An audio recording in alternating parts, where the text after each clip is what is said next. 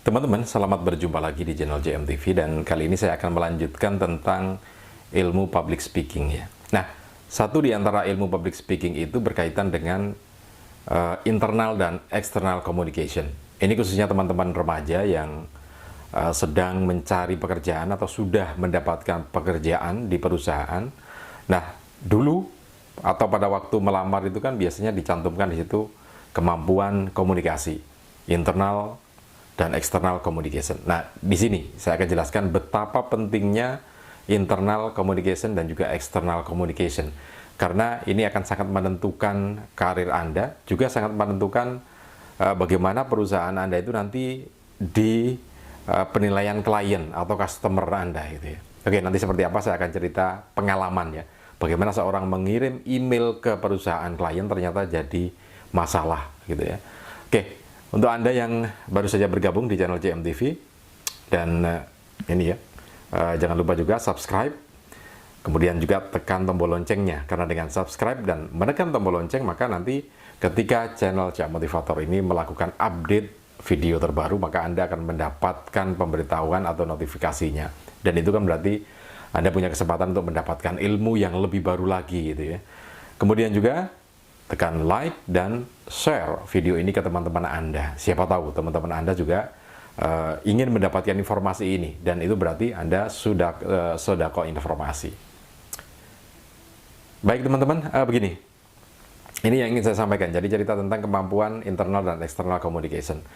Saya akan bercerita kasusnya, Anda ambil kesimpulan sendiri ya, apa pentingnya gitu ya. Jadi begini, pada waktu itu saya berada atau menangani perusahaan aluminium. Perusahaan aluminium ini kontraktor ya di bidang aluminium. Artinya begini, kalau Anda melihat di gedung-gedung sekarang itu kan jendelanya, pintunya, panel-panelnya itu kan menggunakan aluminium itu ya, atau sejenisnya itulah. Nah, saya di perusahaan itu, kemudian satu di antara yang dikeluhkan oleh ownernya itu masalah komunikasi yang kurang bagus gitu ya di antara membernya atau anak buahnya, itulah kasarannya itu. Satu kasus diantaranya begini, dia memerintahkan satu anak buahnya untuk mengirim email data-data tentang perusahaan itu ke perusahaan klien atau customernya gitu ya. Jadi ini harus jam 4 sudah nyampe kan gitu di email perusahaan klien itu. Nah, diperintahkanlah cewek ini yang ada di perusahaan ini untuk mengirim email itu, dan dikirimlah gitu ya. Singkat kata dikirim jam 3 sore gitu ya. Artinya sudah dikirim lah gitu. Begitu dicek lagi sudah dikirim. Sudah jawabannya begitu. Oke, karena jawaban sudah berarti si bos ini merasa ya sudah dikirim gitu ya. Nah, ternyata 2 hari berikutnya sang bos ini menelpon ke klien, perusahaan klien itu. Bagaimana keputusannya? Kan sudah diberikan emailnya. Justru dari perusahaan klien berkata, lu email yang mana gitu kan. Jadi dari sana, dari perusahaan klien ini mengatakan, saya kan minta jam 4 sore 2 hari yang lalu. Kenapa sampai sekarang belum dikirim? Kagetlah bos ini ya. Loh kok bisa? Belum dikirim sampai hari ini gitu. Padahal waktu itu kan dibilang sudah. Maka dipanggillah si cewek ini ya. Ditanya lagi, apakah email kemarin sudah dikirim benar? Jawabannya sudah gitu. Tapi kenapa di sana tidak nyampe? Di sana tidak menerima email itu. Mungkin masuk di spam kan gitu ya. Oh iya, oke lah, mungkin masuk di spam. Karena kan mungkin email baru gitu ya. Diceklah di sana. Ternyata nggak juga masuk di spam. Nah, akhirnya berarti ada kesalahan ini kan gitu. Maka ditanyalah, coba dicek ulang lagi email yang kamu kirim. Sudah nyampe apa belum? Itu kan ada informasi terkirim gitu ya. Nah, setelah dicek di komputernya si administrasi ini, perempuan ini, cewek ini, di situ ada masalah bahwa email itu tidak sama dengan yang dikirim, kurang satu huruf gitu ya. Nah, ini kan jadi satu catatan tersendiri bahwa ketika ada komunikasi itu tujuannya adalah mengirim email ini ke perusahaan klien, itu kan komunikasi harus jalan, aktif gitu ya. Jadi ketika